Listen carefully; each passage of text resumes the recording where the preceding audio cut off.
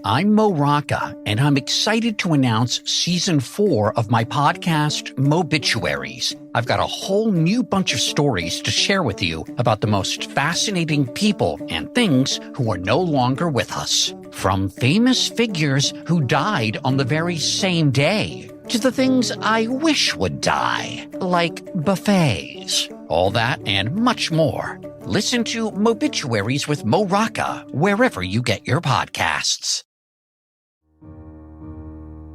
Inspired by the life of the savvy and ambitious Colombian businesswoman Griselda Blanco comes a new Netflix original limited series. Griselda tells the story of a devoted mother who, with her lethal blend of charm and relentless savagery, creates one of the most powerful cartels in history. Witness Sofia Vergara's captivating transformation into the godmother of the underworld. Griselda, now streaming only on Netflix. Burn again, burn again, burn again, ABCs.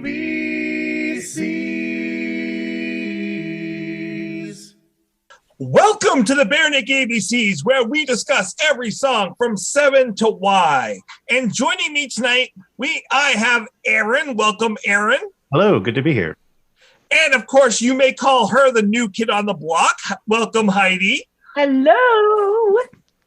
And our guests tonight are not new to the show. I think I could easily say they are our most frequent return guests, longtime lovers of BNL, Andrew and Justin from Monster Squad Minute. Yay! We win. Suck it, other guests. What's the prize? Cash? Yes, the camper. You get the camper. Ooh, sweet. As soon as Jeff returns it. No issue. I'll do it. Please. And tonight, of course, we will be discussing the song New Kid on the Block. No, we did not change our formula. We're not changing bands. I said New Kid on the Block. New kid on the block. And though I may not be your Hans Sebastian Bach, so we may not write the songs we sing, but look at Elvis, he sold his soul and he crowned him king. Aaron, what album is this song from? Before I give it away. No, Tracy. I think I've been on a bit of a cold streak lately. I think my last guess or two has been incorrect. So I got a big grin on my face when I heard this song. Huge Gordon vibes. I would bet quite confidently that this is from Gordon. Oh, you're right. Grinning streak? I thought for a while you were going with Grinning Streak with all the ways that you were vibing that. I'm like, oh my gosh, he's so far off. No, I can't even imagine this song being on Grinning Streak. No. This Silver Ball, clearly. Steve made a secret appearance and didn't tell us in the but this wasn't first on Grinning Streak. Does anyone here know what it was on before Gordon? Grinning Streak? You mean Gordon? I mean, sorry, you got me going with that now. Do you know what album this was on before Gordon? Well, they had like the yellow tapes or whatever, right? Was it on Buck Yeah, it wasn't. No, wasn't on that. Was it on a freebie at a gas station? No, you're getting closer though. The Eagles' greatest hits. Hell freezes over. Yes. Hell freezes over. It was Exactly. B-side to the Corky and the Juice Pigs album. All right. This Deep actually first appeared on the Variety recordings, which is really intriguing, and I'll tell you guys why. So this song hadn't appeared on any of the demo tapes prior to this point, all the way up through the yellow tape. The Variety recordings was a demo tape that the record company made just before Gordon came out in August of 91, and they sent it to the radio stations to promote the upcoming album. This song was the first song on that album. So this is a song that had never been used anywhere other than maybe at some concerts, and the execs decided this should be the first song that radio stations hear and judge this band on. They really wanted to hit that novelty act trigger there, hey? Yeah. That it's an interesting thing to go for, especially with New Kids being as popular as they were at this moment in time. Now, with that said, I just want to remind everybody that it was around the same time that this song released. I think, don't quote me, and I quickly Google to make sure. They had just released a cartoon show. Yeah. So the New Kids cartoon show, it ran 15 episodes. It came on in 1990, and it ran in syndication with those 15 episodes until 93. Those 15 episodes just kept going. So yeah.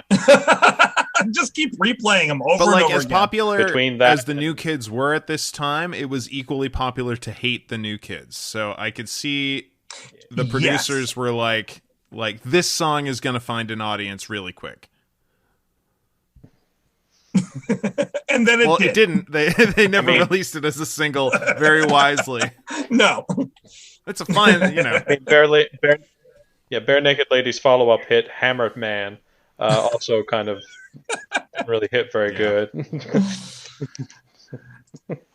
of the things I think is interesting is that BNL wrote this song at a time when they were barely older than than the boy band themselves. Like the first time they reported playing this was in 1991 at the Horseshoe, and like that puts Steve at about 21 years old, and the oldest members of New Kids on the Block were only a year older, and the youngest were younger than him. Well, Tracy, to paraphrase from Robin Hood Men in Tights, unlike some other bands, we can write our own material.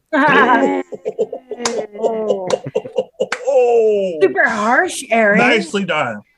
But it's interesting because a lot of this song is sympathetic to their point of view, even though it's mocking the band. You know, I'm 23 and they won't let me grow up is in the lyrics. So, like, the end takes a dark turn though, and I lose all sympathy.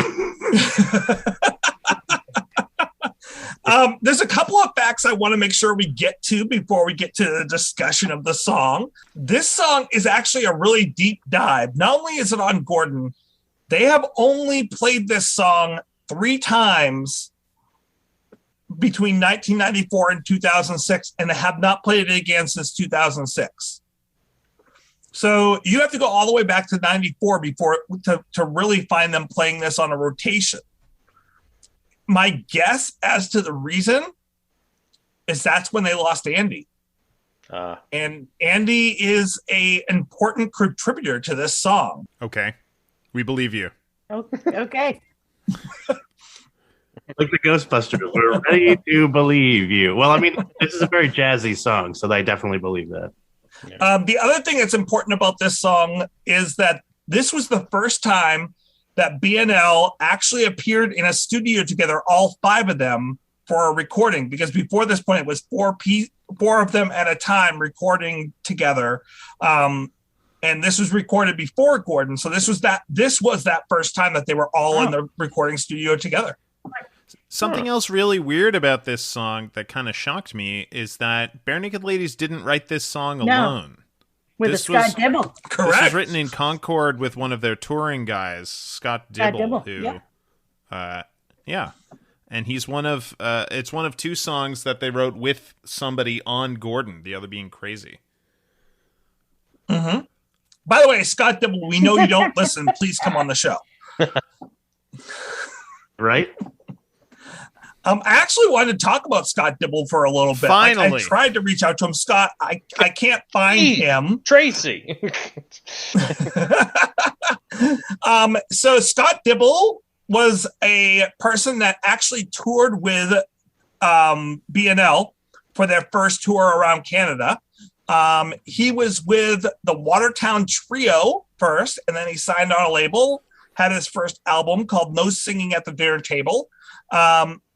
He was during the tour of Canada, their first national tour. That's when he co-wrote this song with them. And then Ed and Steve guest starred are on Dibble's second record, which was called One Phoebe Street. And he also has done a number of other things. For example, the band that he followed up with afterwards, Hemingway Corner, which is still doing things. When they did their first tour with him as part of the group, he would come back out because they were touring with Jan Arden, and he would come out and do the duet of her song "Unloved" for every single concert. Yeah. That's fair.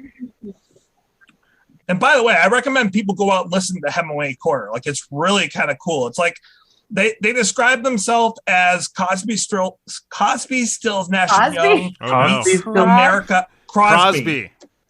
Very Crosby. Sorry, I increasingly important difference. Crosby. You see, Very, yes. Because when you sing, you put the Jello pudding pop in your mouth, and you sing about the America. Give us chocolate cake. So they call themselves CSNY meets America meets the Eagles, singing some songs around the campfire, and I think that really describes what I was listening to when I was listening to them last night. It really is kind of cool. So our house is in a desert with a horse with no name, and do they cover the? Trying to come up with another Eagles reference there. Keep it going. And they stopped at the Hotel California. Over, Seven Bridges Road. Something. Oh, no. I was actually going to say everybody should go listen to Jan Arden, too, but all right. Yeah. Classic Canadian act. Mm-hmm. So the other group that I want to make sure we cover a little bit, and Heidi, you could talk a little bit more about this probably than I could and get it much more correct, is New Kids on the Block. Well, it's a conceit in this song where they're talking about the band but not talking about the band. See, the thing about New Kids is this. So I was the oldest of 4 kids, and my sister is 3 years younger than me. So she was obsessed with New Kids. By that point, I had moved on to Harry Connick Jr. I was in a swing band phase, and I was congratulations in 74. So I was already in high school, by New Kids time. So it I went to see him because my best friend got tickets, and I was like, sure, I'll go see him, and plus Boys to Men. And so I do have the shirt, but my sister was obsessed. So if I had to hear Please Don't Go Girl one more time come out of the cassette tape, I was going to friggin' take that cassette tape and do an office photocopy session with it. I preferred Weird Al's version of I preferred the white stuff over the right stuff. Of course. But I did think that who was the cutie patootie? That's how old I am. Who was the cutie patootie? He's still really cute. The blonde. Joey McIntyre. He was the only one that I was like, oh, he's kind of cute. But the rest, I was just like, I was so over the boy band thing because it was the first real boy band post the Beatles, the Stones, which I wouldn't call them boy bands, but you know what I'm saying?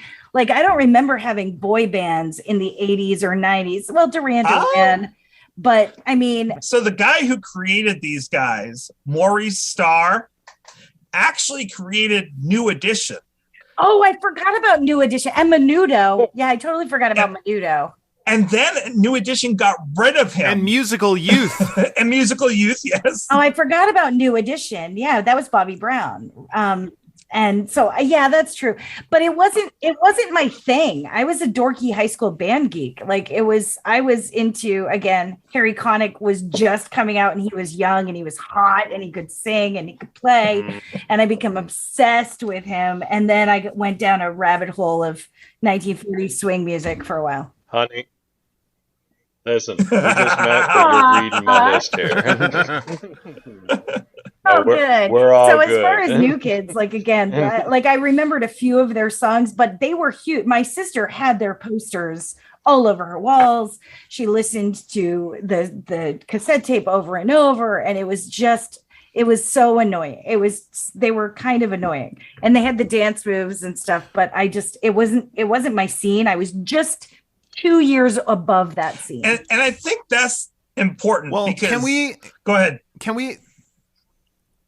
Yeah, sorry. I just wanted to ask if we could go around the horn and ask for people's history with the New Kids, because, like, for me, like, I came to school one day and it was like overnight they were everywhere and everybody was asking you, "Oh, who's your favorite New Kid?" And it wasn't just girls, it was guys too. And it suddenly happened and it completely passed me by. And I'm not trying to be a cool guy about that and be like, I hated the New Kids. It was something that completely missed me entirely. So, like, be honest, everybody. Who here liked the New Kids? I'm not going to make fun. I'm sad to say that the only reason I can ever remember hearing about them or witnessing what they looked like was because of our version of MTV Much Music, because their videos were playing all the time. Step by Step had a cute little beat to it, and the unfortunate earworm that it is, and the older brother, Joey's older brother, were they siblings? Jordan and John were siblings. The one with the auburn hair. No, Jordan had good hair. You're right. Danny was Jordan. Danny was the buff one. Anyway. Donnie. Well, no, there is a Danny too. Danny Wood. Oh, well, there you go. And he's tan and ripped. No, come on. Anyway. No, I remember seeing him a bunch with the shoulder pads and the jacket and the dancing, and it was all fine. But honestly, I'm with Andrew. It's not that it wasn't in my wheelhouse. I mean, it existed and I knew it was there. But like him, like all of my friends' younger sisters, I was the third child in our household. I was the baby. So when this came along, I was Andrew's age too. So I was about somewhere in between, too old for this and also definitely not the right demographic. Yeah. So and that's it. I saw the music and I was like, whatever. Have you listened to them lately? Like what you were saying is true. That, like, I remembered, I was thinking back getting ready for this episode, thinking like, oh, all those songs had a really good hook to them, though, right? Step by Step and Hangin' Tough. That's what was great about them. Right? Like, that's amazing. And then I went back and listened to them all, and they all sound like mini pops. Like, it's just the guys singing and maybe one synth. Like, there's no wall of sound. There's no, I don't know, maybe it's just the way music has evolved that there's a lot more happening in songs now, but it's very thin. At that time, I mean, I spent I went to Manchester Central High School in Manchester, New Hampshire, and my best friend lived right across the street, and we would go home and watch MTV every day at noon during lunch, and it was all hair bands. So I was totally, when I wasn't listening to Harry Connick Jr., it was all hair bands all the time. Like, I would go, and so that same time period, we had Whitesnake and we had Bon Jovi and we had, Guns N' Roses and, like, you name the white band. There was Whitesnake and White Lion and like there were lions and tigers and bears and that. There was a lot of white guys. Sound there and musicians and friggin' bang and like drummers and stuff.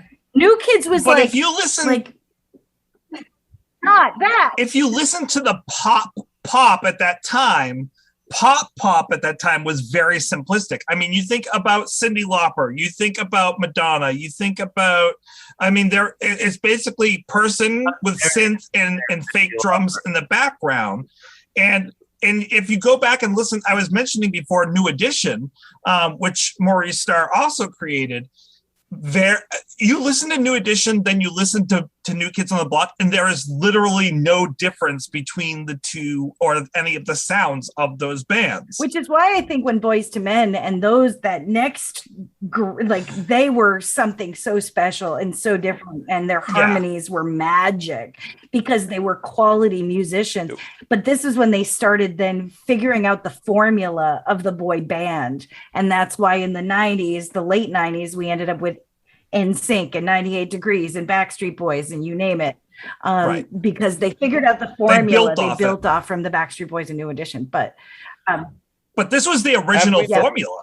Like, Yeah. Does no one have love Oh. for Color Me Bad? Color Me Bad. Let's just take a minute here. And what's interesting about this is everybody, and this song does it too. Like, everybody hated this band because it was a put together band. Like, Yes. a producer went out and put them together. Just 2 years before these guys hit big, Milli Vanilli was crucified for being a fake put together band. Oh my God. I still have that cassette tape. I still have the mill. It's a great tape. It was. well, and these guys were crucified as well for almost the same exact reason. So Right. when they just after New Kids hit it big, one of the people that were in the studio with them during that second recording, the second record, said these guys aren't singing their real stuff. They're doing all this lip syncing on stage just after Milli Vanilli got caught.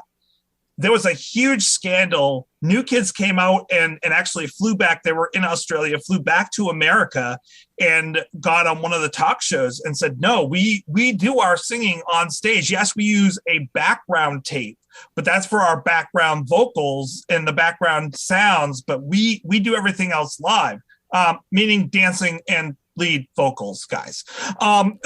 But I think it was too late at that point because, again, then you had hair bands moving into grunge. And I was in college throughout grunge. And that just took over. So no more New Kids. Like that. I don't think they ever really recovered from that, except for the nostalgia factor, which then spurred the reunion tours.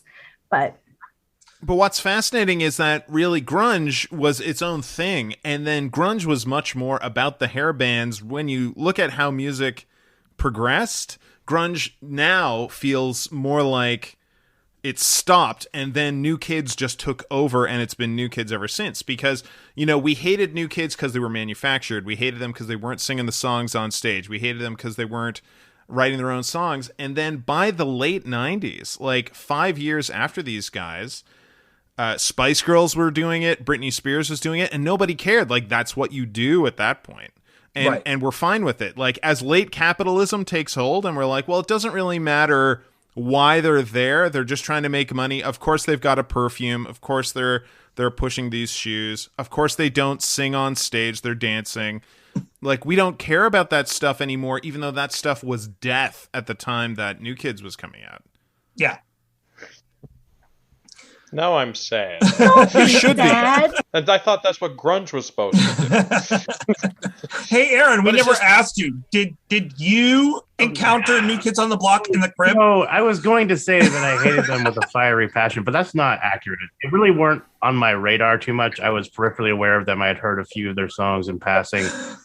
My real ire is reserved for Hanson because I had a young sister, and that was perfect. Dude, I've heard new Hanson stuff is pretty good. Look. Nothing against Hanson. We know you listen, boys. Come on the show. I will. You listen here. They played their own instruments, and they wrote their own music, I believe. So, no respect to them for that. But I heard Bop about 5 million times in this. They wrote the songs. Oh, their songs were garbage, but still, they wrote them. So it was. And they were this big. You could have put them all in your pocket. They were so cute. It was like water torture for my ears. It was the same thing over and over and over again. That was the real fire. But I've never been into. But I don't really. When I was in my younger and more wild years, I hated music more. I hated boy bands and modern pop country and stuff like that. These days, I just don't like things. So I'm not really super passionate about. Oh man, how dare someone listen to that? Like, you like what you like, so it is what it is. But I've never been really into boy bands. Not my thing. But but more power to those that do write their own songs. And same goes for like the pop princesses and stuff. Well, what's interesting too is that New Kids were writing their own songs. At least some of them, not the big ones. Maurice Starr wrote the big ones that everybody remembers. We'll talk about the parallel to Elvis in the lyrics. Exactly. But Donnie Wahlberg was writing his own songs when he was the first New Kid hired, and they kind of built the band around him. Mm-hmm. And he wrote the song New Kids on the Block that they took their name from. So they were even kind of doing more than this song posits. Yes. Granted, if we didn't have New Kids, and though Mark was only there for a short time, would we have the amazing and incredible Mark Wahlberg now. Come on, swing. I mean, Good vibrations. Was Mark Wahlberg in the New he Kids? was for only a few months because he was Donnie's. Yeah, he was like 2 months. But I have to believe that shoved him off into Good Vibrations, and then that shoved him off into being the very amazing on-screen actor that I adore today. Oh yeah, he had to have been like, I'm not singing this stuff. Let me write Good Vibrations. Like, that's much better. Feel the vibration. That's so crappy. Well, and that's Donnie's type music. Like, if you listen to the stuff Donnie writes, Donnie is much more in line with that kind of rapping type of stuff. And I don't think Donnie was very happy at times with where the direction was going with the band either. But it was formulated. Like, they brought people in and dropped people because it didn't quite work with the formula they were going with. And then they're like, okay, well, we need a Michael Jackson. So that was actually Starr's direct quote. We need a Michael Jackson to bring into this group. And that's when they hired McIntyre. Sure. I knew Michael Jackson. I mean, just look at the guy. It's clearly Michael Jackson. And that's the other thing about this band. I hate to say it, but I have to bring it up. Maurice Starr started New Edition. His whole point for creating this band was he wanted to capture the teenage white females, and he wanted to have a white rap pop R&B group to be the compromise of New Edition. That was his statement about why he started New Kids on the Block. So it's the Elvis theory, pretty much, because it's the Elvis theory, yeah. You wanted to capture teenage white females. Sounds more like the Weinstein theory. Oh, put them in my this dungeon. makes sense now because Donnie Wahlberg eventually started Saw. It's coming full circle here. I see where this is all going. See? Oh, I like that. I like that. That's a great layers. Like a circular song. Yeah. Like the New Kids on the Block have been better with Terry Elwes in there. And see, then we're going right back to Men in Tights again. See, it's all coming together. It's all coming around. Yeah. Oh, it's all. We have stepped through the looking glass. We need to make like a YouTube conspiracy video for this episode. Well, Andrew, I haven't answered your question yet, and I normally would just pass it by, but I do have to say I was the perfect age for this band. I was right in 7th, 8th grade when they broke out, and I gotta say I hated this band. And it was true. Either you really loved this band and you were like fanatical about them, or you hated this band if you were in that age range. And all the girls in my grade were very much like, "Oh my god, I got it!" And like that's all they would talk about at recess. And the boys were just like, "Oh, enough." And I wasn't a typical guy. I also didn't hang out with the girls, but what hit me was like, I hate this music. Like, I don't want to hear this. I didn't care what they looked like. I didn't care what kind of, whether or not they were popular. I just cared about the fact that their music was horrible. And it was, you were like, excuse me, in a world where MC Hammer is on the other channel, why am I listening to this? New Kid, we know you listen, so please come on and defend. And I just got like, I don't like what they're trying to do. Like one of the songs that hit big was didn't I follow? Didn't I get enough this time? Didn't I? Yeah, I know. I hate them, and yet I still hear them in my head. Which is a 70s song by the Delphonics. And that's the Delphonics. And I love the Delphonics version. But the fact that they're trying to do 70s R&B music to try to sell it to the white group and back it with an 80s synth sound just sounds horrible to me. You're very angry about this, Tracy. I hate this sound. You're still angry. You want to talk about it? I gotta say, I listened to 8 songs by New Kids this week, and it made me furious. Why? Why did I listen to them, or why did it make me furious? Why would you do that to yourself? These songs are honestly, these songs are contentless. Like there's nothing to hate here. It's putting just a lot of anger into the thing that I hate about it is that they are contentless. That they are basically written to intrigue and pull in the teenage females, and like it's all about pretty girl. I wanted you. I love you. Please accept me, pretty girl. It is formulated. You're describing 70 years of pop culture. Exactly, right, Andrew. But it's done badly. Couple of observations. One, it occurs to me this is the musical equivalent of cotton candy. Thank you. Yes. No. Candy corn. Candy corn. But we've had bubblegum pop for years. Because you think it's gonna, you're like, this could be okay, and then you're like, no, regret. No, why? I like you either really like candy corn, Okay. or you're like, this is the worst thing ever created. No, I'm pretty meh about candy corn. I don't, and I'll eat a little bit if someone puts it out in the dish, but I'm not going to eat like more than a few pieces. I'm like, okay, that's good. I had my candy corn experience. I refreshed that. We're good for another year. Wait till Halloween comes around. I'm facing eyes into the candy corn. I love that stuff. It's cool. But the pumpkins though are too much, don't you think? Like the candy corns are okay, but the pumpkins are just too too large. much. Plus, then you can't pull them off to your teeth. Yeah. And even worse is too circus much. peanuts. Yeah. Okay. Oh, don't get me started on circus peanuts. No, but so what you're describing is interesting because I'd be curious to hear everyone's take on like more modern iterations of this, like Justin Bieber. Although I would say Bieber, I believe, does write his own material, and I've seen him actually like videos of him like drumming and playing. I gotta say, I saw Bieber, Aaron. My daughter. Sorry, Aaron, I cut you off. Go ahead. No, I was just gonna say he's legit talented. Like I was surprised when I like. I was dreading Bieber, and my daughters came up in the time of the Cheetah Girls and Bieber and Hannah Montana. Yep. So I took my daughter, she was, I think, 12 or 13 at the time, to see Justin Bieber at a stadium concert. And it was the loudest thing I've ever been to in my life. The high-pitched girl screams, they're flames down my face.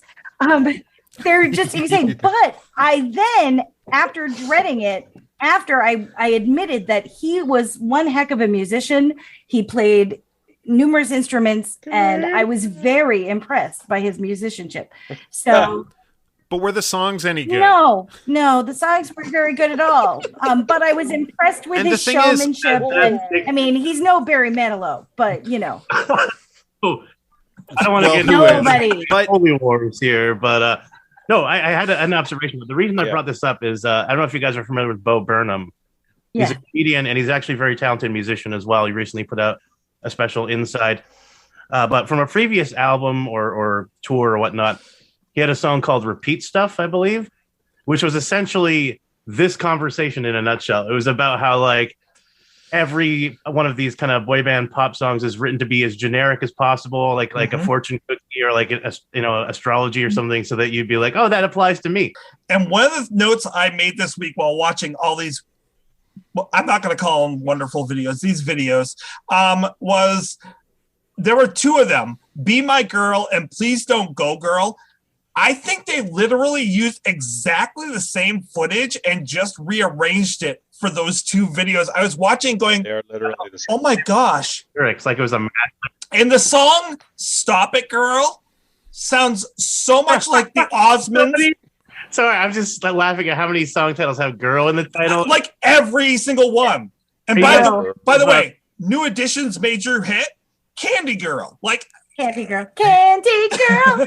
Here with the sketch comedy show, Mr. Show, with Bob Odenkirk and David Cross. They had a band called 3 times 1 minus 1.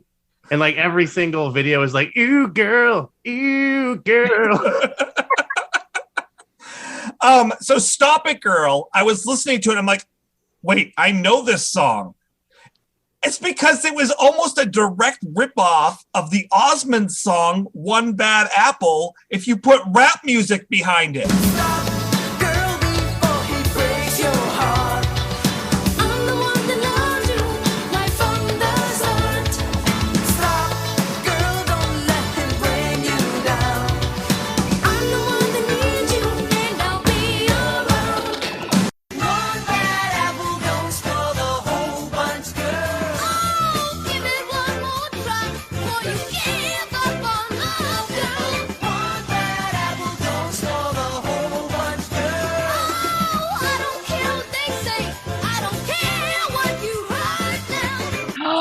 And I'm like, oh my God, how did they not get sued for sounding so similar to all this other stuff, all these other boy bands? Probably because the Osmonds were like at odds at the time or something. Yeah, probably. They weren't paying any attention. Yeah. But anyways, like, yeah, it did. Probably something to do with Weight Watchers. Oh no, Jay Craig. Sorry. And by the way, I have to say this. The most disgusting video I watched this week was Cover Girl. Once again, Aaron. And so Donnie is sitting there throwing his pelvis around like he's Elvis, talking about his girlfriend being pretty enough to be a cover girl. So then he reaches down into the audience and brings a 5-year-old girl up onto the stage with him. This is the official video. He's singing to her down on her level saying, while I'm looking through the pictures in a magazine, your pretty smile is the prettiest I've ever seen. I'm like, no, this is not happening. This is disgusting. Ew. And now that they're older and have kids themselves, I'm sure that they're looking back going, that was wrong. That was just bad. That was really wrong. That was the point where I turned it off last night. I'm like, I'm done. I'm done with New Kids on the Block tonight. That's it. That's fair. Can we talk about BNL now? Let's talk about BNL. I love them. No, let's talk about Harry Connick Jr. I love him too. I'm all good. Aaron, Heidi, which one? Yeah, how does everybody feel about Star Turtle? Oh, I forgot about Star Turtle. I haven't listened to that album in a long time. I was going to go through all 3 of his Christmas albums. Sit down. Aaron, Heidi, which one of you guys wants to take it this week? Heidi, you want to go for it? I can go for it. So it clocks in at about 169 beats per minute. So it's pretty upbeat. It is in the key of C, but interestingly enough, it does not start in C. It starts in an E minor. So it's E minor to C. So it is in C, but it's unusual because he does he moves from a 3 to a 1 chord. So it's like the minor 3 into the 1. And he goes back and forth between A minor and C for most of the song until he flips into the 4 chord with the F chord in the chorus. In the pre-chorus, he does dip into the 5 chord. He goes to the 5-6-4 progression with the now I'm a new kid on the block. Well, I'm 23 and they won't let me grow up, that part. So that shifts a little bit in the pre-chorus, but it's a pretty interesting chord progression because, again, it does not start on C, but it is in C. You want to take the back side there, Aaron, and talk about the form? Sure. Well, so we have the intro, which is our A changes, same as the verse, and you have verse 1, chorus, which is your B changes, verse 2, chorus again, this time with different lyrics. Then we have this wonderful like halftime feel breakdown coming into the bridge with some really lovely instrumentation and a fantastic fretless bass solo that I really enjoyed. And then verse 3, which takes the place of the kind of cathartic bridge that we've talked about in the past, where like Steve's his vocals are just like amazing on that final verse. Yes. He really goes for it. He's super on point. That's the I didn't ask to be famous verse. And then you have the final chorus, and then it repeats. So you have A, A, B, A, B, B, C, A, B, B. Now, it's interesting. You noted something that I landed on, and I wanted to kind of talk this over with you, Heidi. Sure. As far as the key of the song, so in my opinion, it was either moving from E minor to A minor, or I think you're right. I think it's basically in C, and it's just 2 modes. I think it goes from E Phrygian to A Aeolian, which is just A minor anyways. You think that's what they did? I think that's exactly what they were doing. That's where I was going with it as well. I agree. Off Absolutely. Their first album. Like, that's where they decide to go on their first album. I love how, like, jazzy it is. It's subtly complex. It's somehow more simplistic than it sounds, but also more complex than it sounds at the same time. I love the fact you touched on the bass, just because that slaps Gordon right I love it. I love it every bit. Can I ask one thing? And it so defines the early, sorry, Justin, but it defines early BNL so much, and it's the thing that I miss the most in late BNL, how heavy they're on the keys. And thank you for saying the Creeggans, because I love the congas and shakers that Andy is doing in the song. Yeah.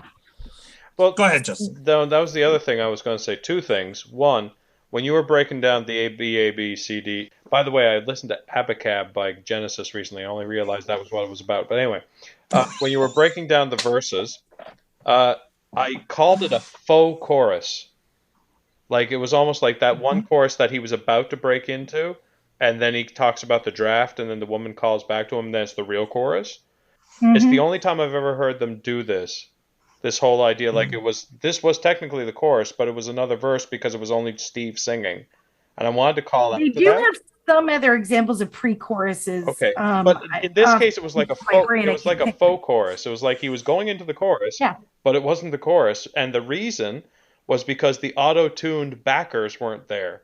And I wanted to ask everybody about this. I don't know if this is the time to ask it or not, but were the friggin' choruses auto-tuned? Because the boys, and I wondered if they were making fun of the New Kids on the Block when they did it. Because every time the chorus comes in and all the boys come in, it sounds artificial. And it's the only time in the whole song it sounds artificially done. And I need somebody else to back me up on this because I think I'm nuts. I have to listen to it again, but you very well may be right. And I wondered if it was like them actually poking fun at the boys and the kids on the block, or if it was just something they did in studio or what. But every time it was the real chorus, like the New Kids, and they were all singing together, it was the chorus, and they were all singing. But the only and there was this faux chorus in the middle, and I'm not trying to harp on it, but it's bugging me. I don't know what else to say. It's just like it's there. It's a largesse in the room that I need to touch on. She's such a new kid on the block. Young girls scream and old boys mock. Well, you broke my youngest daughter's heart. Well, I knew you kids were trouble from the start. Well, hey, yeah. Yeah, there's something artificial, and I noticed it, and I just needed to bring it up at some point, and I figured, they're talking about music, I'll do it now. They dropped him in the fishbowl again. I don't think that he would do it as an insult, though, or as a joke toward New Kids, because they sound like they're being relatively referential in this song. Maybe as a recognition toward them or something like that. But I noticed it, and I just loved that he almost sounded like he was about to start the chorus, and then it goes into the real chorus, and I love that. Can I also ask, did anybody else think this sounded like Dirty Hank? I can see that. A little bit. Like the melody and the rhythm of it, especially at the beginning where it's kind of down, reminds me a lot of that song. Yeah, I can see that. That's all I had to. Yeah, that does sound very similar to Straw Hat. Can I just say, like, before we get deep into the lyrics, too, as we're getting into it, just in the context of Gordon is really interesting because, you know, this is, by my count, and I may be wrong, this is one of 3 songs on Gordon named after another artist. It's one of 5 songs directly about the music industry, and it's at least one of 6 that directly or indirectly references another artist in the music industry. Oh, and it's right? And you don't realize it when you're thinking about it, but like Yoko Ono and Brian Wilson. I had the same note. I said, wow, on one album, they defend Yoko Ono, they slam Elvis, they defend the New Kids on the Block and Lindsey Buckingham, and they talk about being depressed like Brian Wilson and then slam Halifax. Like that is a gutsy way to go out. They protect Anne Murray's like amazingness. Well, that's later. Well, that's the next album. Oh, that's the next album. That's right. But I was thinking you got to include Anne Murray. But it's interesting because, that's on maybe. Like, you know, Bare Naked Ladies came out of just a couple of music dorks. Like, even the name came out of them pretending to be music journalists and listing a bunch of ridiculous names. So it's interesting that their first big wide album that's going out has 3 songs at least that are almost entirely about another act. No, that's a really good point. Yeah. Wow, my brain just exploded a little bit. It's gonna ooze out my ear. I'm not gonna be able it's to weird, teach right? tomorrow. It's gonna be really weird. Apologize to your class for me, or you could just talk about this song. I'll They'll just love talk about it. Just play it over and over again. Just over and over. Yeah. Remember the 90s? Kids love the New Kids. No. So, Aaron, I want to go back to what you were saying about Steven's voice in this. It is its own character, and the fact that he's going like really super deep, really super high, and he's straining, he's relaxing. I mean, it adds complexity, but he's very earnest in this song. And I think that's what makes me love it as much as I do. Yeah, I mean, especially that last verse where he really just kind of like drops the veneer and just kind of goes for it. We'll kind of, this crosses over into a discussion of the lyrics, but like, you know, I feel like the first couple of verses are kind of him trying to be relatable. The narrator, I should say, not Steven, but you know, whoever the narrator of the song would be, the boy band. We'll say Donnie. Let's say it's Donnie Wahlberg. Why not? It could be any of them because they all had curls.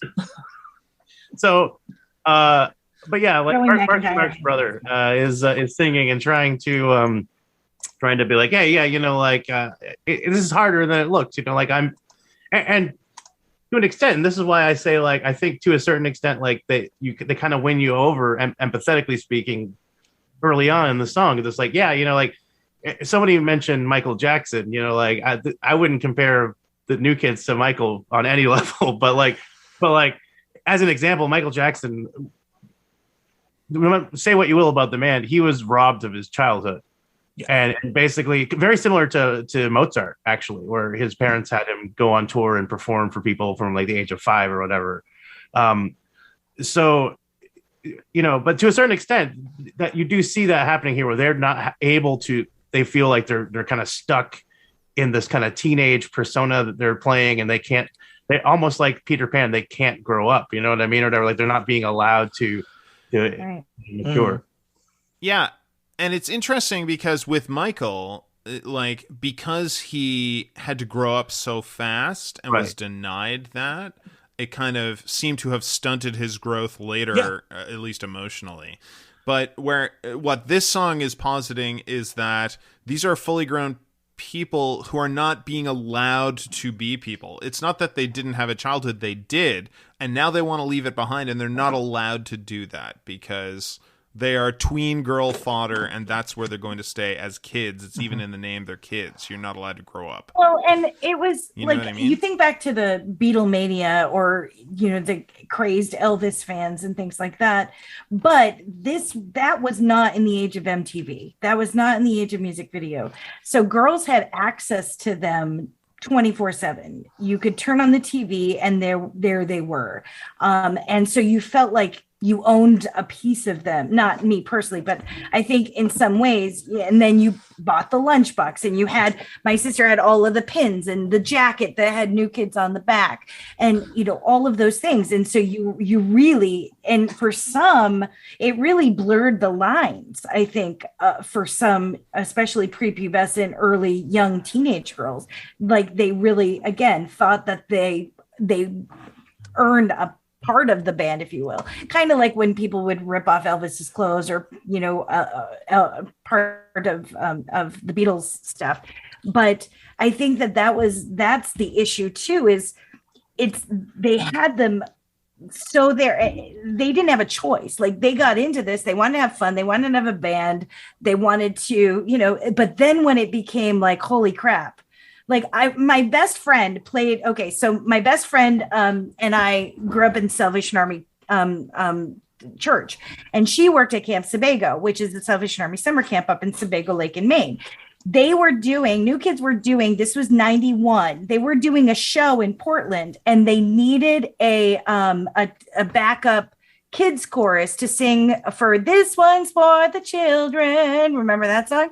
And so they had not hired, but they invited these camp counselors from Camp Sebago to go do the show. So Laura May, my best friend since we were 12, she went to do that show, and she said, it was just insane. The security was insane. You couldn't even get near them. They threw them in a green room, and then they ran out of time, could not do the thing. But she had picked up like a rose or something that was supposed to be for Donnie or one of them. But she said it like, who would want to live like that? Because you lose Now, granted, that's the price, right? The price of success is to have total access. But do you really expect to lose that?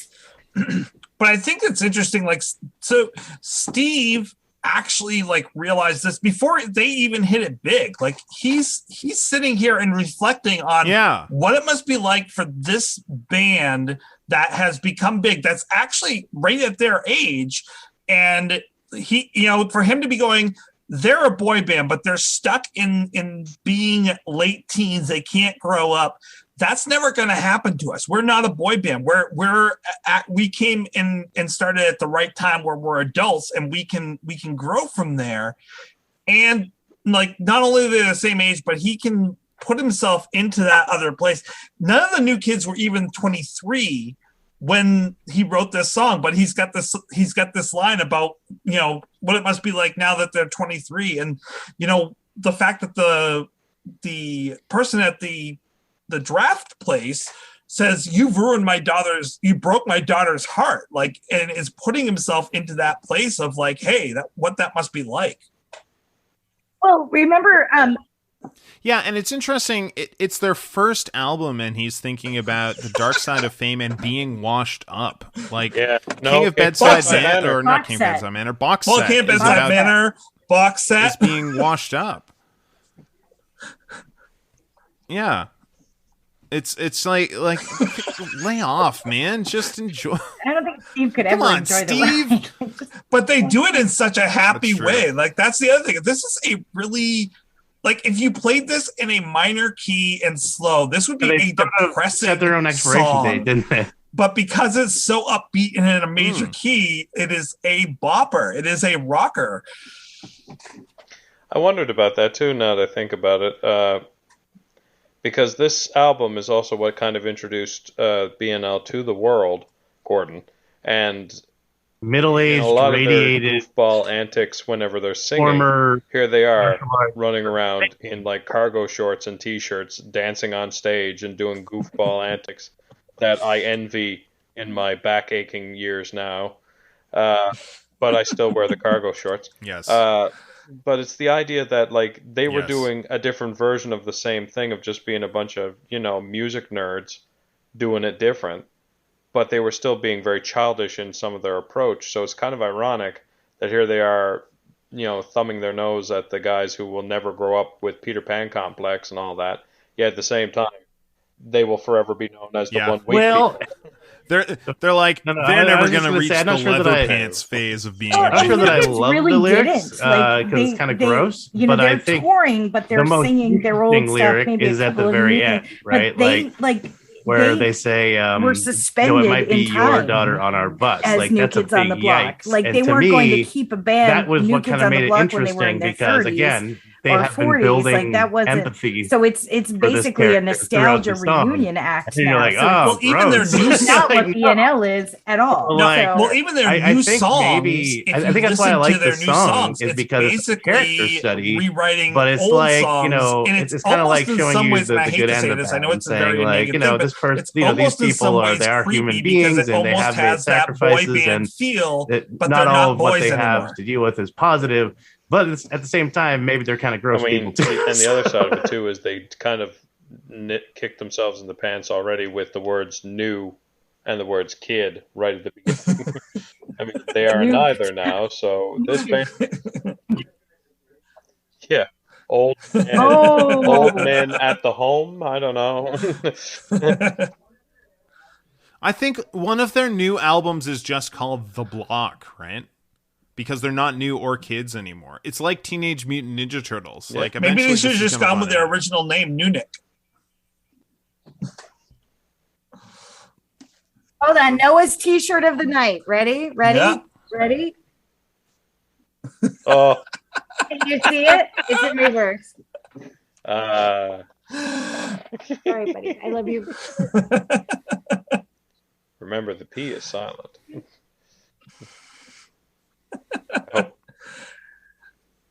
Yeah, my kid rocks. I'm just saying. So lyrics, we've been going on about lyrics for a little while. Are there any lyrics that you guys absolutely love in this song?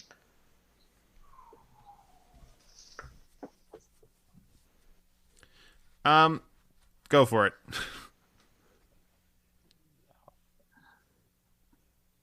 I was going to say, Mark Wahlberg, Mike, if you'd like a place to apologize, please come on the show. I know you listen.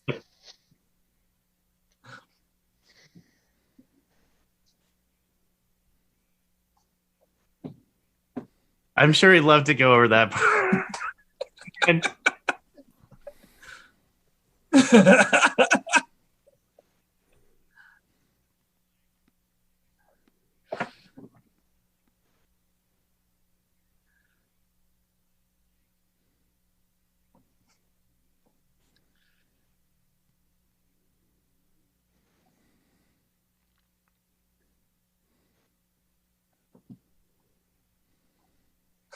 well, and that line in the fight line really gives across this like this ugly edginess that Donnie was kind of always trying to portray for the group, like in his songs that he was writing. And I think that it does give it that, like, oh, we're this pop happy kind of popcorny kind of band, but yeah, there's an undercurrent. It's interesting because both the things you're talking about are elements of toxic masculinity, right? Like this kind of using women as though they're objects, and also violence. And particularly both Mark and Donnie Wahlberg have early, really horrific bouts of violence. Donnie Wahlberg almost got 20 years in prison for an arson charge when he lit a hotel carpet on fire. And Mark Wahlberg, of course, committed a hate crime. He beat a man until he was blind in one eye because he was Asian. So, you know, both of these guys had, you know, whatever they made of their lives after, and maybe they're very sorry. Well, they've never come out and apologized for either thing. Well, there you go. So there is a dark aspect of this where they're coating these guys in a very candy crust coating that they're perfectly willing to take advantage of. Mark Wahlberg did apologize. Daughter. Mark Wahlberg did apologize. Who did? Mark apologized. Did he? Okay. Mark Do it live. He said that he was deeply sorry and had worked. Come on the show and tell us about it, Mark. Yeah. So when about in Good Vibrations? Yeah. Oh no. Thank you for clearing that up. I really like Yeah, he was. Yeah. a classic Bare Naked Ladies line is the it's as plain as the face under your nose. You know, which is just a really fun line, but it's also a double entendre because it's talking about how plain they are. You know, like New Kids on the Block, it doesn't mean anything, right? You know, like, again, going back to what Aaron was saying about it being so bland that, you know, it's an empty vessel that you can pour your own meaning into. And that's really interesting. And the Elvis line is interesting, too. And Heidi, you were talking about this, too, because Elvis and the Beatles had the same reaction with young people, particularly, at least portrayed as, a lot of young teen screaming girls at their concerts. But Elvis and the Beatles were not calcified in this way. They were allowed to grow and change. And it's interesting that the way people think about Elvis particularly is really interesting as boomer culture kind of sunsets. And we look back, you know, Elvis... For the longest time, it was like, oh, you're either Elvis or you're the Beatles and whatever. And people are still kind of into the Beatles, I guess.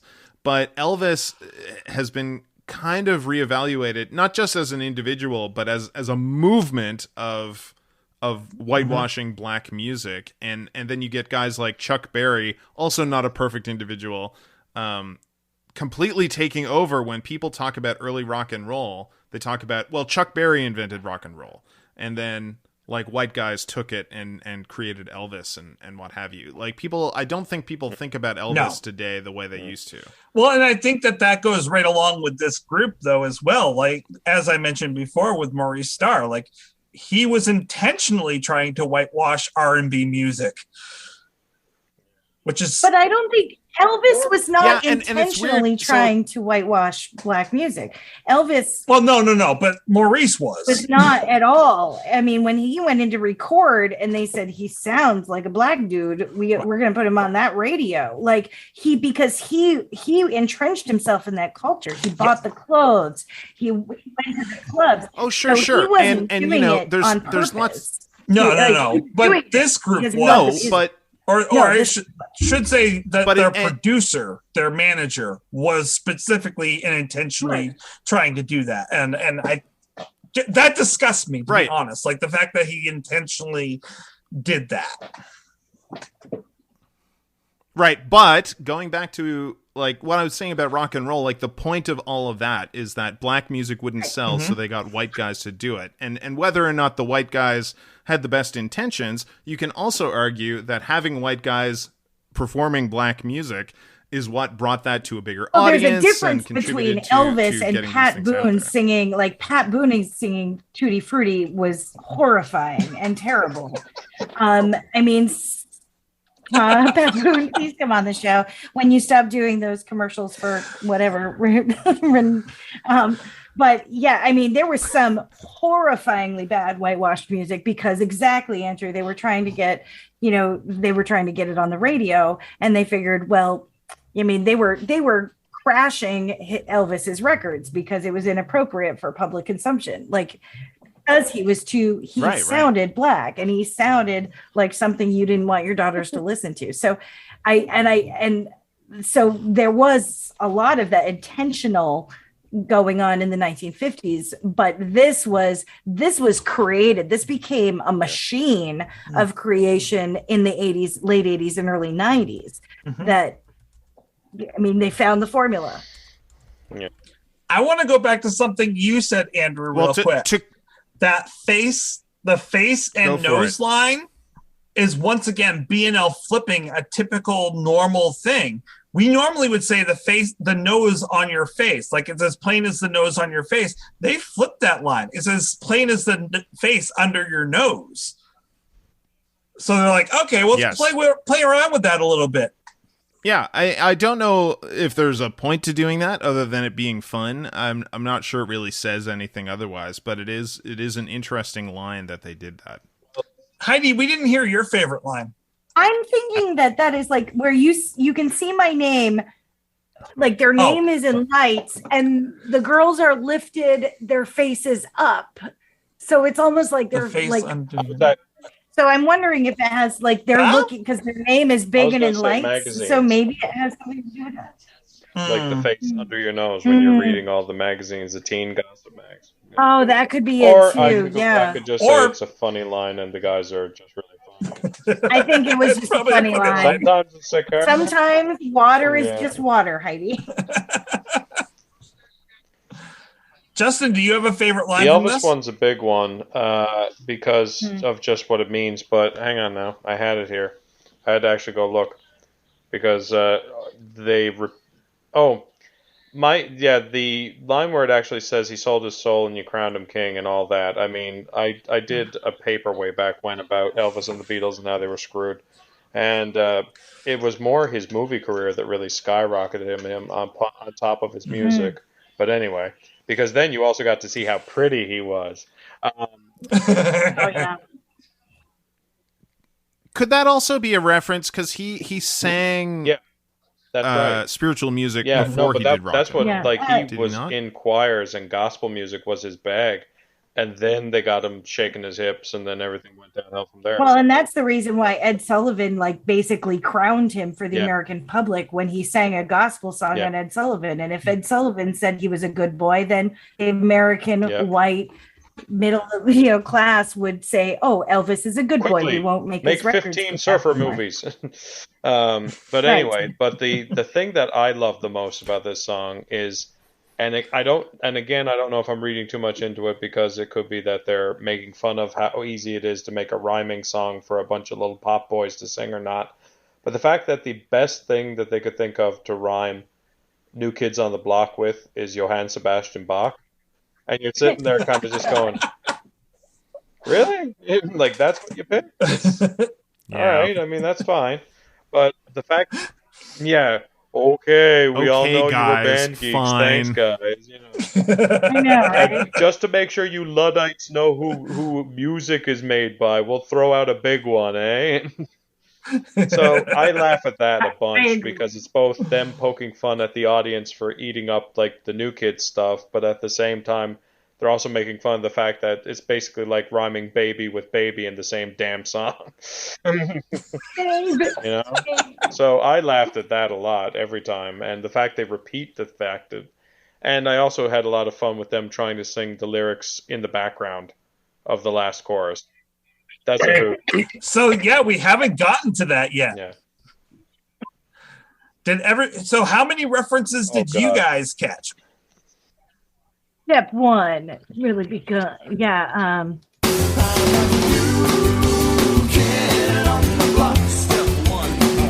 So step one is from Step by Step. Step by step, right. Step one.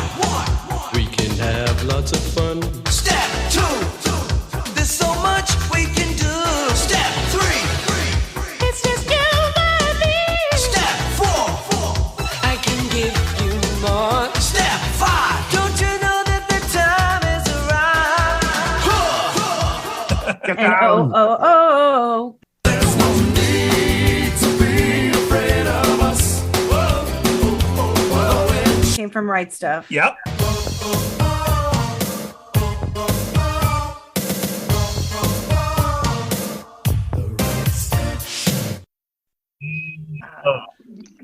Think of what you say. Think of what you do. Think You know of you listen.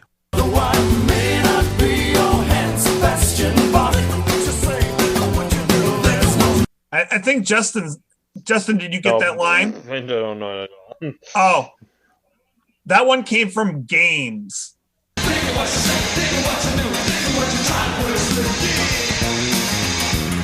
And then on the variety recordings version, and of course, just before that last chorus starts off, you hear Ed in the background yelling "Hang Tough." So that is from "Hang Tough."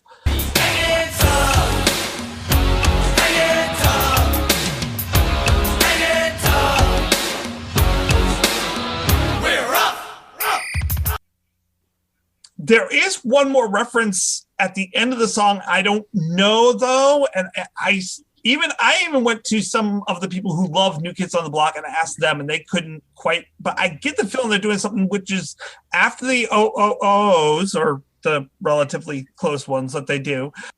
Right afterwards, he does. Is that what he's saying, or is he saying "Hey gang"? Is that what he's saying? I always thought he was saying "Hey." He says it earlier in the song too. I could be wrong. I don't know. Okay. I just thought he was saying, hey, I thought that hey, was yeah. just Steve being Steve because he does that in other songs. That's what I thought too. I never. Yeah. I don't. could I have could been. be mishearing it. I don't know. But halfway through the song, there's another one of these too, where I think it's the first refrain of "I didn't ask to be famous, but I'm not sad," and then they say something after it that I'm interpreting. I'm not afraid. I'm not afraid, or I am afraid. I'm not afraid. but I'm not sad. You see, I'm not afraid. I'm not afraid. I'm not It's afraid. Ed. Right. Okay, is that a I'm not reference, or afraid. are they saying something about this character here? I couldn't find any reference when I searched it up.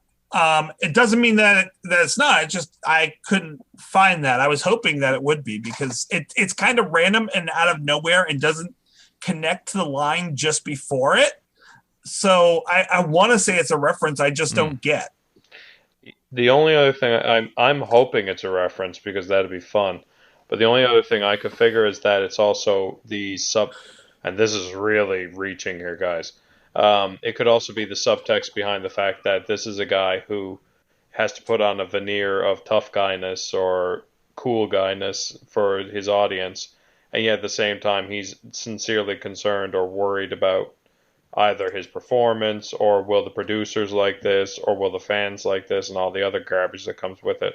Like, I'm not sad, I'm not afraid either, and has to make that point, but that's more of a subconscious thing. But I really didn't want to try and delve too deep into that, thinking it was like, this could just be Ed messing around. So when I type in the lyrics for New Kids on the Block and I ask it for I'm Not Afraid, it comes back with I'll Still Be Loving You. So maybe it's in there, but I don't want to torture myself and have to listen to another song. It's fine. Please don't. But it also kind of undermines part of the theme of the song because, at face value, the song is like, well, like fame isn't all it's cracked up to be. It's really rough. They won't let me grow up. But he's also saying like, well, I didn't ask for this, but, hey, I'm not sore about it. I'm not sad. I'm not afraid. Your daughter's on my bus. Like, this isn't a really cool guy at the end. Like, he's kind of an unreliable narrator of his own story here, right? I mean, the only thing he has to say, too, is, and I'm rich. Yeah. Yeah, exactly. He's, like, I can fight, I can kick your ass. I've got your daughter on my bus. Like, by the end of the song, he's less cool than at the beginning. You're like, oh, poor new kid. You're having a rough time. Does anyone else have anything else that they would like to talk about with this song, lyrics or music? No, damn it. No. I've got two more notes that we didn't get to. First of all, Louis Melville starred on this doing the pedal steel guitar. We want to give him credit.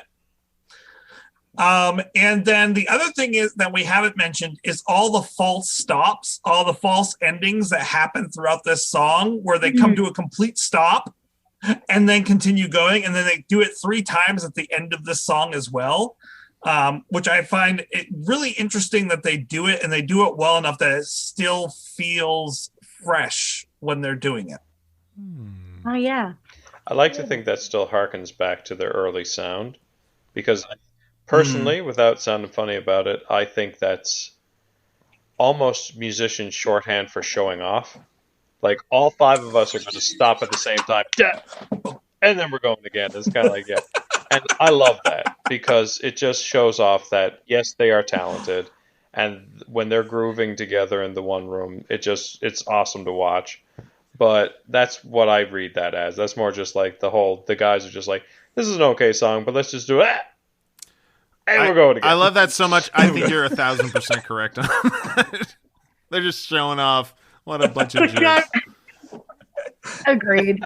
And I still love it. I love hearing it. And I mean, again, with the Gordon album, they do that a lot. Like there are some times that they're between what Heidi and Aaron were talking about with their choices of pitch and everything else, like just where they start and everything. It's kind of like, just even trying to figure it out, like that one chord from Hard Day's Night, like, what is it? I love listening to them go all over the place with their tunes, just because of the fact that it's like, why did they choose that chord? Who cares? It's awesome. And, yeah, they could. Somebody grew a 6th finger and decided to do that chord. What odds? No, I love that stuff. I love the little bit of music technology funk that they get into sometimes just to show off. That's what it feels like. I mean, if you can grease the inside of a bongo drum to make it part of Enid, then my God, you can do whatever the heck you want. So the rating for this week is going to be, I mean, it just works out perfectly. And so we have to do it. How many and which New Kids on the Block do you give this song? Oh, and which? There are 5 new kids. Yeah, I think. There's 5 new kids of the official band. So, because there's Wahlberg and there's young Michael Jackson and there's the brothers and I'm sure he does not like to be known that way. And there's Danny. So we have Jordan, Danny, the George, Donnie, John, and Joey. We got the one who tries to do the false bass. We have that guy there. Look, that's the guy. I love. Hey, that's a guy. Love him.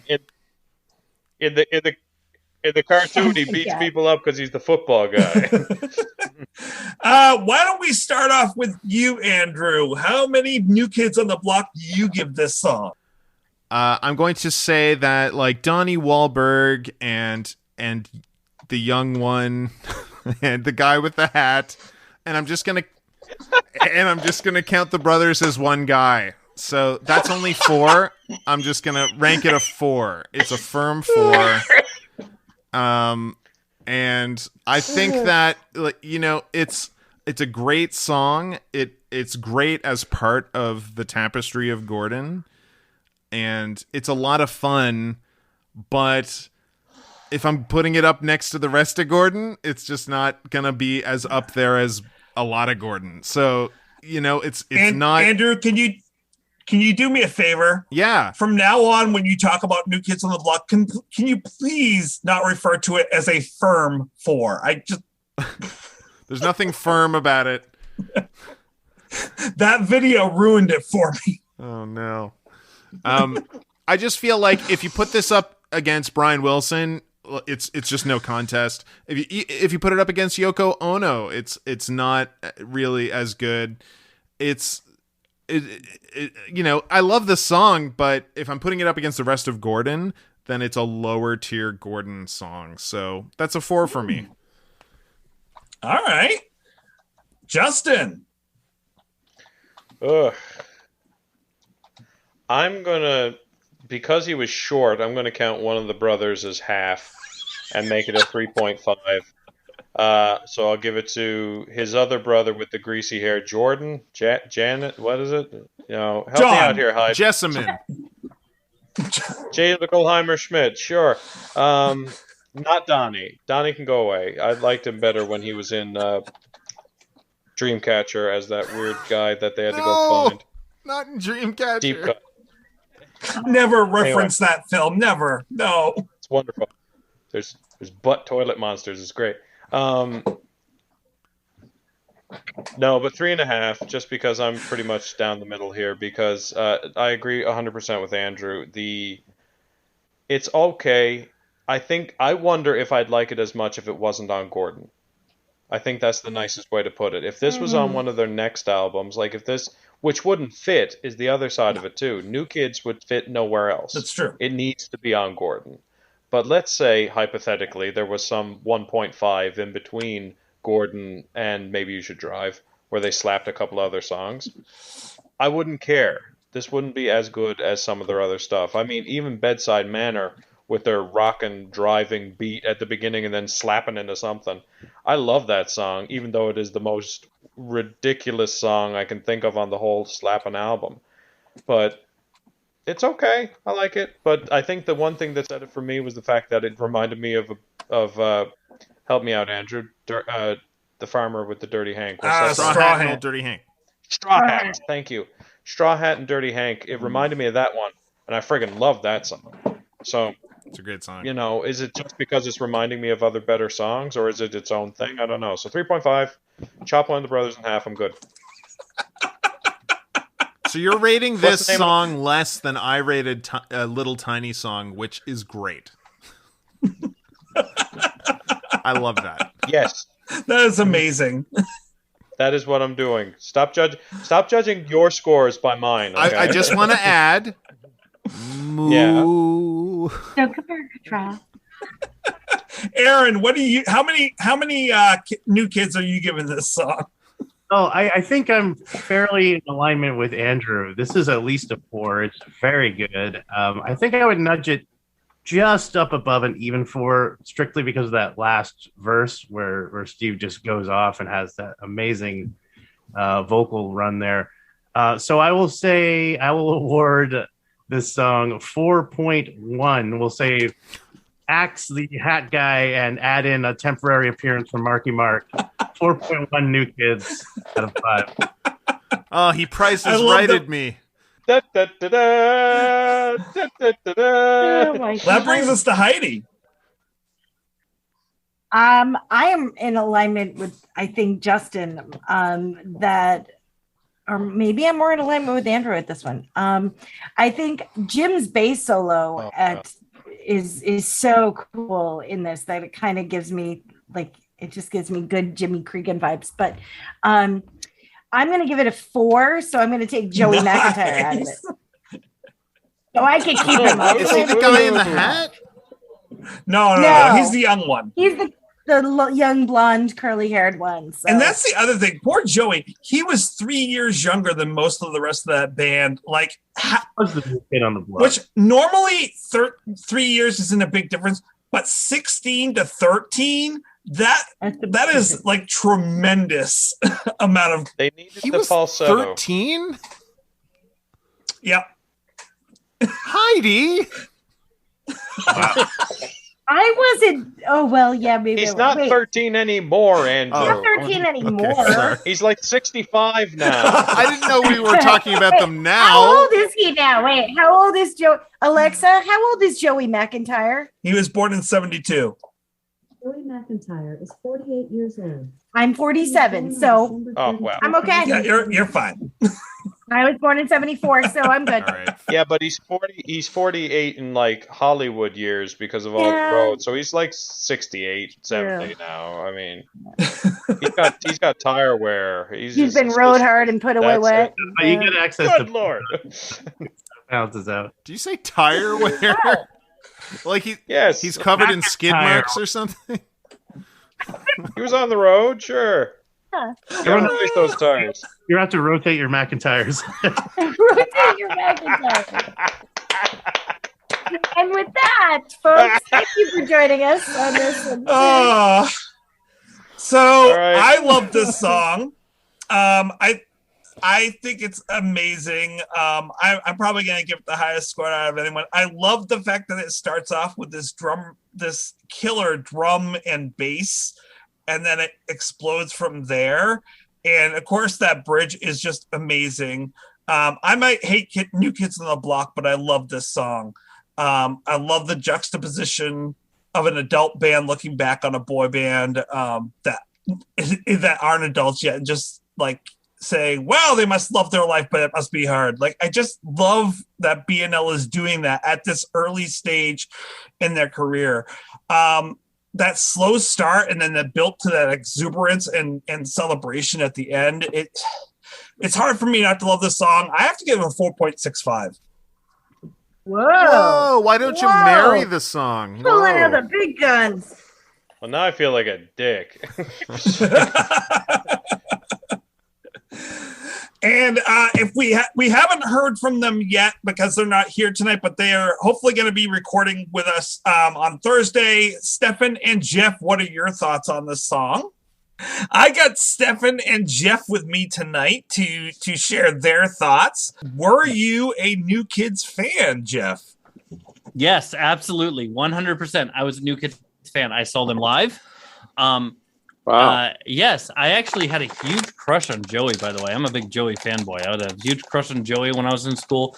Yeah, don't know. But New Kids on the Block, and I'm not kidding. But New Kids on the Block, yeah, they're better than people give them credit for. I mean, it's one of those bands where they're remembered for, hanging tough and the right stuff and those kinds of things. But they're a band that over the years has really been awesome. They wrote one of my favorite songs of all time, which is Tonight. New Kids on the Block have been a band since the late 80s till now. Yes. They're still together. They're still putting out music.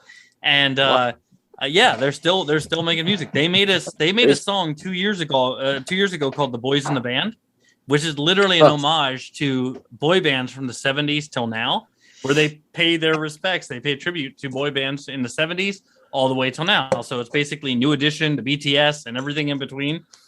Awesome song. If you've never seen it, go check out the video. If you're an 80s kid like I am, you will love it. It's absolutely fantastic. And but no, throughout the years, and first of all, the Bare Naked Ladies are wrong. They did write their own songs. So I do need to correct that right off the bat. They wrote a lot of their own songs. They wrote, I would say, at most half of their songs Which is more than Elvis did. Well, yes. But I mean, Maurice Starr did write the majority of the songs that were published when they were manufactured. Correct. When they were manufactured, yes. Once they left Maurice, once they kicked him to the curb, then they started writing their own stuff. So here's what I would say to people. If you want my opinion of New Kids on the Block, go check out their later stuff after the Maurice years. Go check out their stuff when they reformed and came back in. The brothers Knight and Donnie and Joey and Danny sound amazing. Actually, one of the best harm bands that I've heard in a while. Like their harms are tight on their later stuff. Okay. Really solid harms. I will be honest, I have not listened to any of their later stuff. Okay. Well, okay, no, that's not true. I listened to one of their later songs, which also had "girl" in the title and had creepy tones. But when did they come back, Jeff? Yeah, 2008 was their kind of resurgence, and then they actually teamed up briefly with BSB, with Backstreet Boys. They did KOTB, BSB, the supergroup, and Jordan, and I believe it was Nick Carter. Yeah, Nick Carter and Jordan. Nick Carter from Backstreet Boys and Jordan had their own band called Nick and Night. Briefly. But yeah, they've actually been pumping out music ever since. And like 2 years ago, they actually put out a whole bunch of stuff. They have a song called The Whisper, which is really good. I would say go check out Tonight, though. Go check out the video and the song for Tonight, because it's one of those, it's very deceptive. They're like reminiscing about all their previous stuff. And then they just tear up the chorus, and it's actually really cool. So yes, I would defend New Kids on the Block. I have been a fan for a long time. What about you, Stefan? My first album. It was one of my first albums. I haven't gone beyond that. That was like a long, long time ago. But you guys know me by now. I think I'm not like, I'll listen to music, but I'm not, I don't follow, and I don't like try to keep up on the latest things. I don't, I'm okay with the radio being on, and I'm also okay with the radio being off. In fact, when I drive around in my car, it's mostly silence. So, see, I can't do that. Yeah, I can't do that. I'm a quiet guy. Yeah, I don't have the my house, attendance. Quiet, stuff like that. So, oh no, if I'm driving, I'm cranking. That music's always blasting. Yeah, he's dancing in the car too. I am dancing in the car. Yeah. They were one of my first albums. That and Bon Jovi, "Slippery When Wet," and strangely enough, "Violent Femmes." Three really good albums, by the way. Yeah, I don't know how that worked out, but it did. But I don't think that's that weird. I think that a lot of people, like, I know I had all three of those albums, and they were all great. Well, I think it's a very eclectic It list, is, yeah. But yeah. I don't think that's weird. No, I don't think it's weird. Led Zeppelin IV, and that was great as well. So you like good music? So, yeah, that's pretty much all I had, and most of them, including New Kids on the Block, right, Tracy?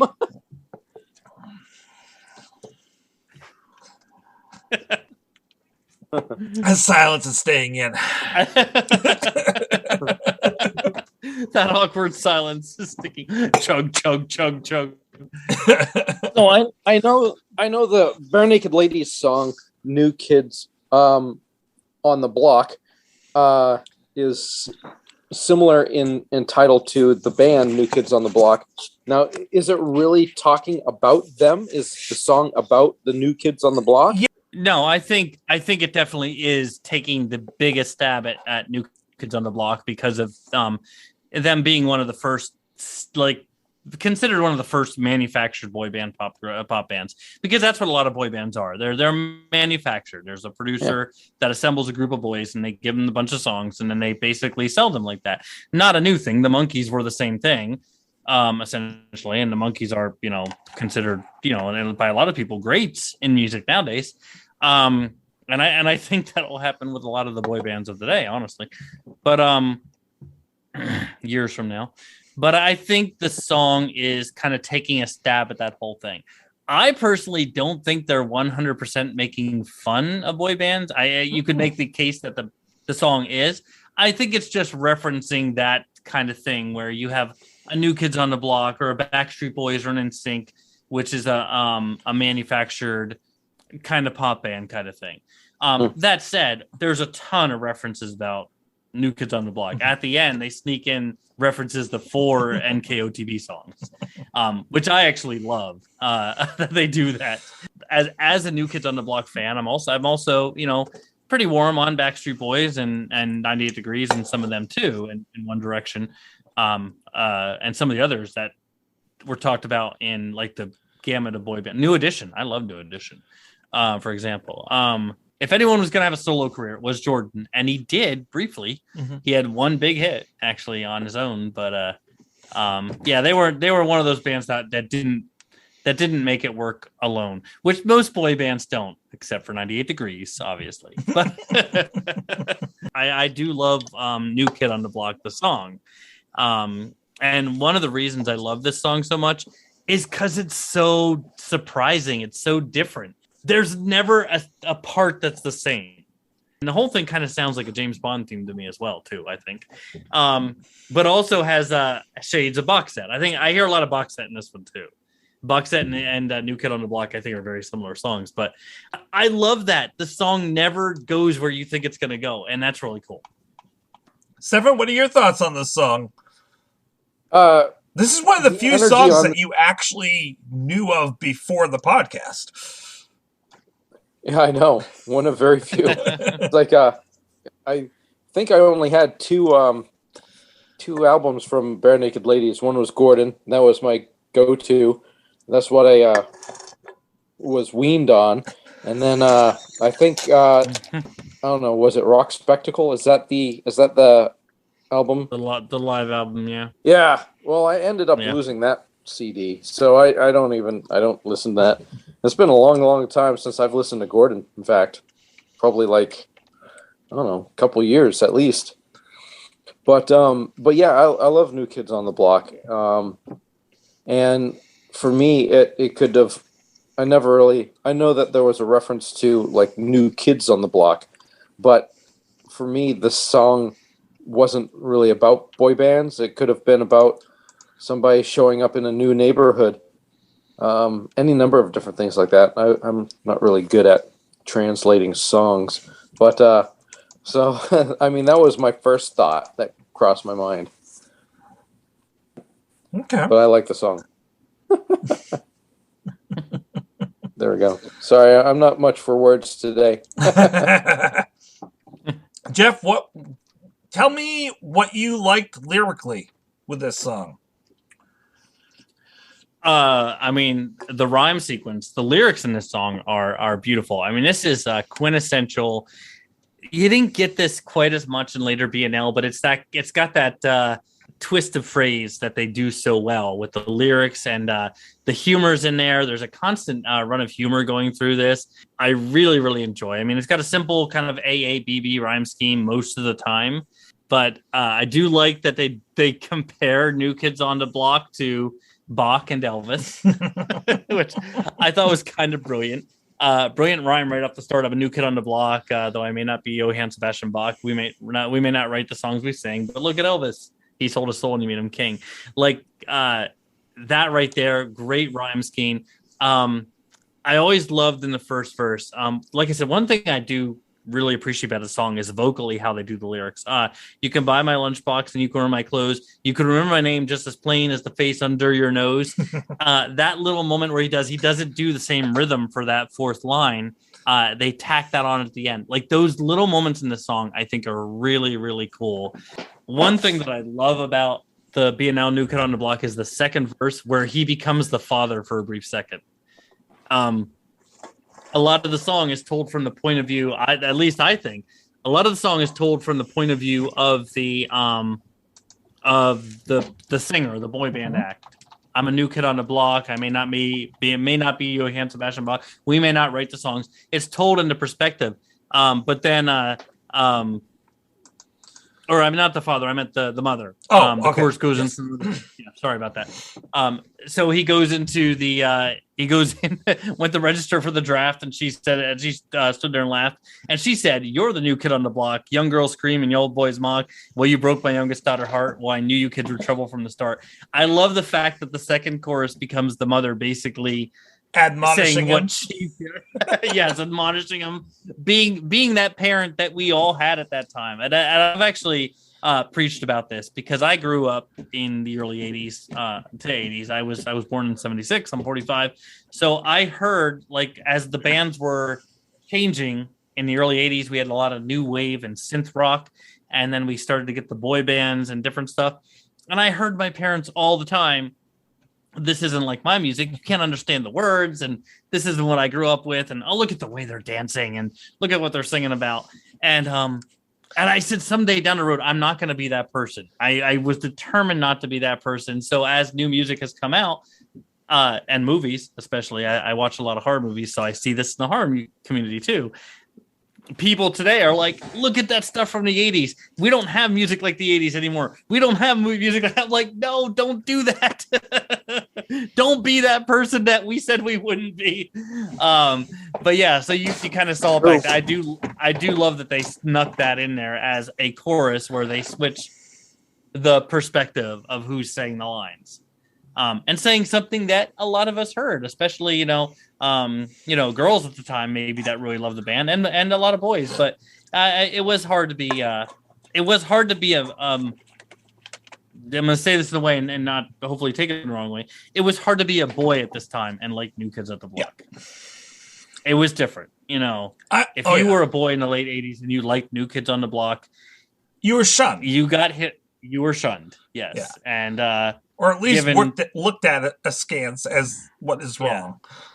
Yeah. And that actually, that's you can cut this stuff, but that's actually New Kids on the Block was one of the times where I realized that it really sucked to be bisexual because I love New Kids on the Block. I thought they were hot as hell, and I love their music and stuff like that too. And that's when I first kind of felt that first tinge of I can't express who I am because I'm going to get the crap beat out of me. But yeah, I had my New Kids on the Block album and I would play it. And then my sister was a big fan too. So when we had like parties and stuff with our friends, we would blast New Kids on the Block and I felt safe there. But I couldn't go to school and say, man, I love this band. They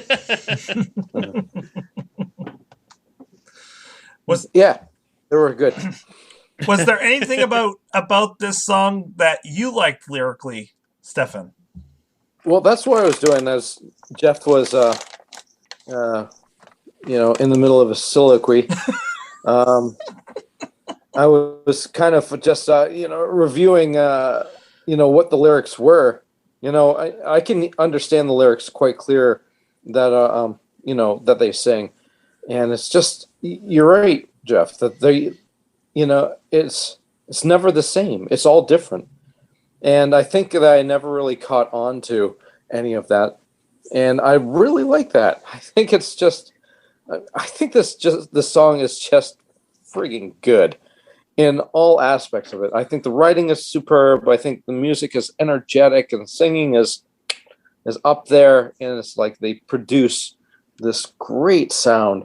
And it's just fantastic. Yeah, the sound of the song is great. I agree. Yeah. They talk about people's daughters a lot, but that's what it's like to have groupies that are following you around, especially if you're a new and up and coming band. And how old were these guys when they wrote the song? They were that old. 21 when they wrote the early song. 20s. Yeah. Wow. Mm-hmm. Okay. So that's boy band age. It really is, in a way, When I feel like the daughter lines are kind of, I feel like B&L is poking fun, but in a way they're kind of defending the bands too, because that may be your daughter on the bus. I don't take that as a mean line. I take that as, take a lot of them as look at what we're able to do, and that third verse has to be one of the greatest things where he really does change what he does. Those soaring vocals, and it ends with I can break dance, I can fight, I can kick your sorry ass, and I'm like, yes, like it's a great wrap up on the third verse, and I love it. Yeah, it's just a great song. Yeah. I don't even know where to focus on the lyrics. They're just all over the place. And it's great, and but I think the thing that sticks out for me and everybody else is the use of Johann Sebastian Bach in the whole thing. And it's like you'd never really, they're like, oh, it's that Johann Sebastian Bach song. And it's like New Kids on the Concrete or something like that. But they know that bit of it. That bit of tongue in cheek stuff there too. Yeah, great. Because nobody who likes B&L is listening to Bach either, Yeah. No B&L fans going. And anyway, after I listen to this album, I'm gonna crank up some concertos. really crank this party up. I actually, back in July, I got to go out to see Joe Bob Briggs, one of my heroes, in Lee Heighton at the Mahoning, and it was an hour and a half drive on a Saturday morning, and this was the album I put on for that drive, and it had been a while since I listened to Gordon, and when this song came on, I had forgotten how much I loved it, and I'm like I said, I blared this, and I'm singing along, driving down the road. Just a feel-good driving song too. Yeah, I mean, Gordon is quintessential BNL. Yeah, that's what established the sound. It's what established the band.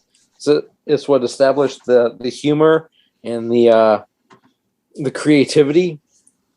Man, it launched them. It's still, for me, one of the best albums. Hands down. It's just awesome. The music is, yeah.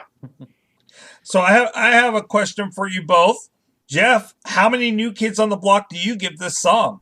How many New Kids on the Block? Is this what you come up with when I'm not around? There were 5 of them. It fits perfectly. And you have to tell us which New Kids you put in there. Oh, wow. That's going to be weird considering we're going to have how many New Kids on the Block? I love this song. Is it one of my top BNL songs? No, there's things I like lyrically better. No, it's not. There are things I like lyrically better. There are things I like musically better. There's things that tackle lyrically messages I think are more poignant and stronger. That said, I love this song, and one of the beautiful things about this song that it does so right is it never is the same. The chorus is never the same. The verse is never the same. The music's never the same. It does well. I mean, no. I mean, even the instrumentation changes on it. The way the melody is sung changes. There's never a time where it's exactly the same.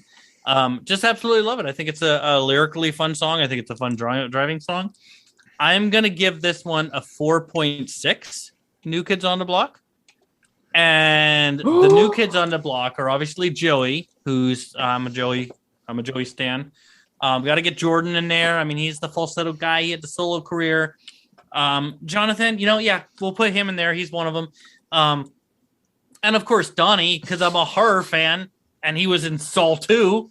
So we got to get Donnie in there. So poor Danny, you are the 0.6. I apologize, Danny. But hopefully, Danny, I love you. Come on the show. We know you listen. Wow.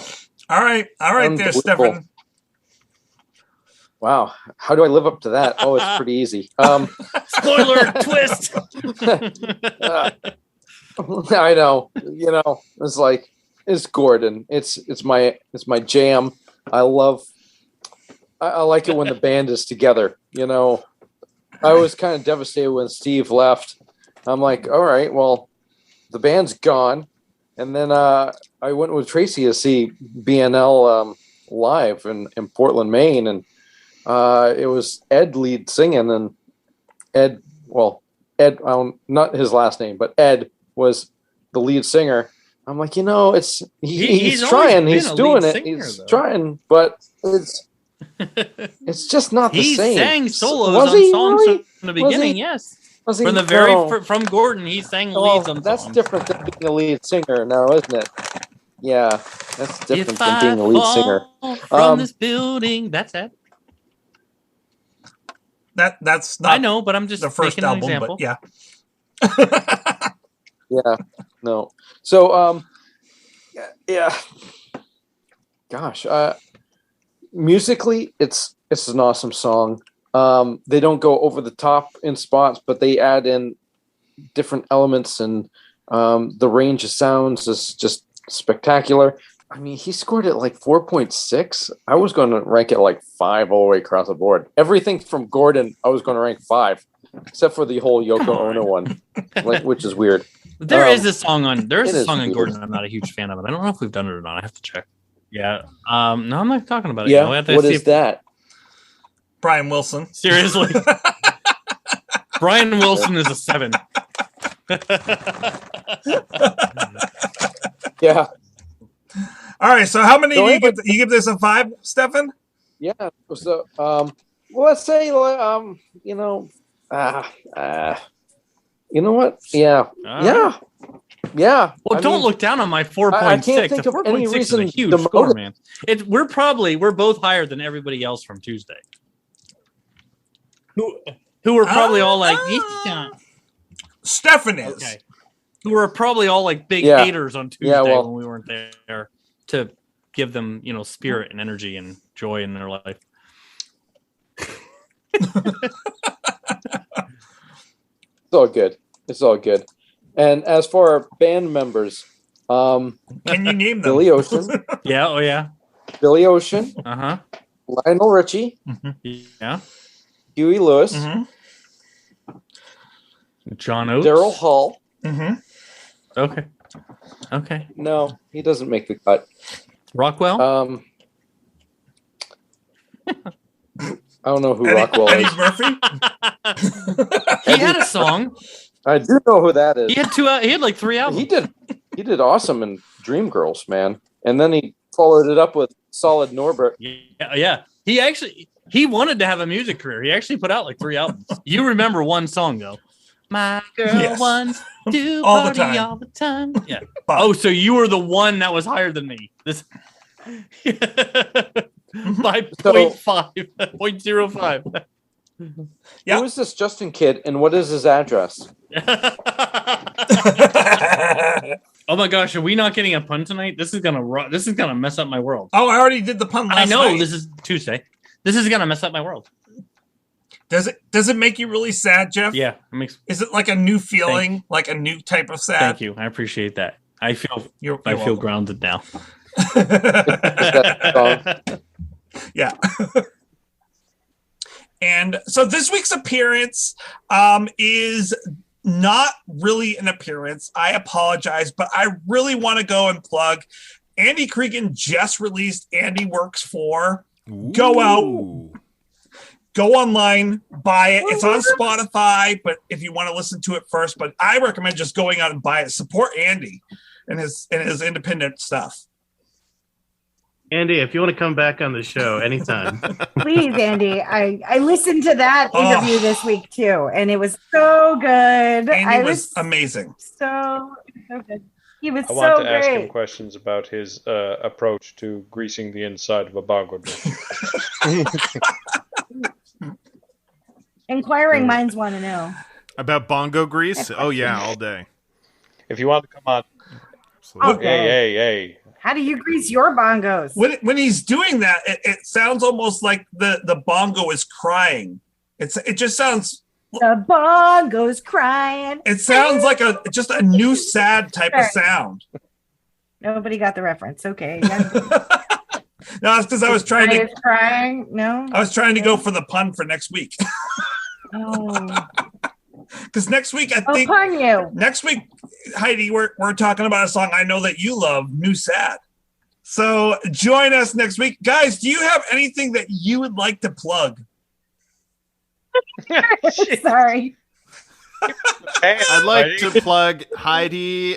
She's very happy. Whatever she's doing is working, and you should do the same.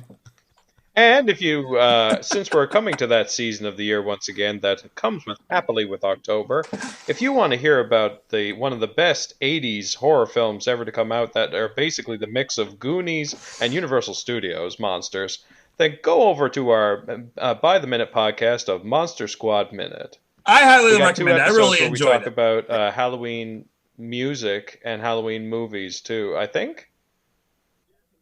Yeah, we do. So you can set your Halloween playlist up as we're getting into the Spookum season, and also Halloween movies, and specifically Halloween movies, not just horror movies, but movies that kind of work in the autumnal Halloween mode, which Monster Squad does, and everybody should go and watch Monster Squad right now. Thanks, that was fun. Don't forget, no regrets, except maybe one. To celebrate joining Pantheon Podcasts, Rock Camp, the podcast, the official podcast of Rock and Roll Fantasy Camp, is giving away a guitar signed by Mike Portnoy of Dream Theater, Marty Friedman, formerly of Megadeth, and legendary shredder Zakk Wylde, plus our rockstar counselors like Vinny Appice, Monty Pittman, and more. To enter to win, simply follow, rate, and review our podcast on your preferred platform, and that's all you have to do. For more information, go to rockcamp.com/podcast.